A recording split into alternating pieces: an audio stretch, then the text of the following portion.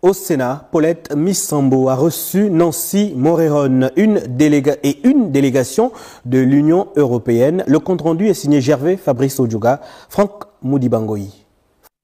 À Libreville, dans le cadre des premières journées académiques et culturelles Gabon-Cuba, la poétesse afro-cubéenne Nancy Moreron a été reçue par Paulette Missambo, présidente du Sénat de la Transition. Au menu des échanges, plusieurs sujets liés à la coopération culturelle et académique entre le Gabon et Cuba. On a eu un dialogue très riche à propos de manifestations culturelles. Moi, je suis un écrivain, une traductrice.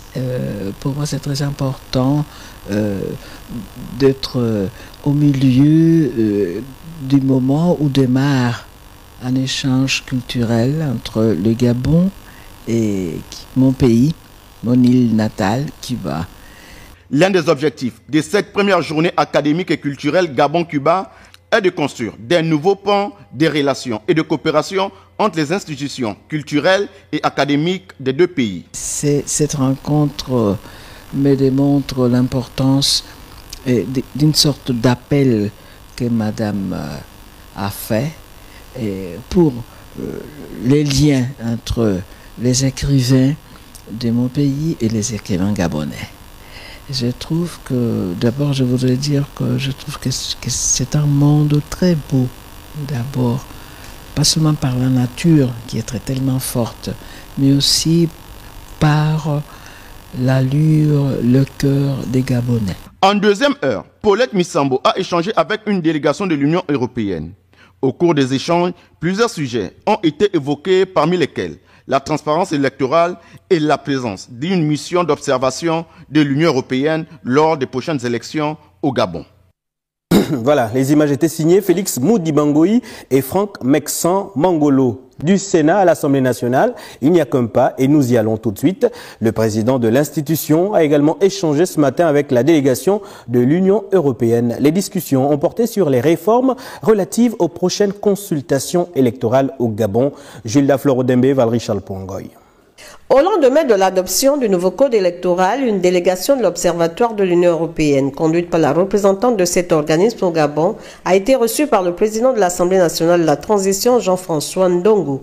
Au cours de cet entretien, le chef de file de la dite délégation a tenu à écouter les avis de la représentation nationale sur la nécessité de déployer une mission d'observation dans notre capitale le moment venu, ayant pour objectif d'évaluer et d'analyser sur le terrain le déroulement du processus électoral. Je suis venue accompagnée d'une délégation venue de Bruxelles, à la fois des experts électoraux mais aussi des collègues, venus examiner comment l'Union européenne pourrait accompagner ce processus électoral, quel type de mission nous pourrions déployer. Il y a une posture d'ouverture aux observateurs, cela a été dit à plusieurs reprises, et c'était déjà le cas lors du référendum, mais en fonction du calendrier et des avancées du cadre électoral, nous allons voir un petit peu comment nous préparer à ce rendez-vous. Le nouveau code électoral contient des innovations et des aspects clés devant permettre aux autorités compétentes d'organiser des élections crédibles et transparentes, a déclaré le président Ndongo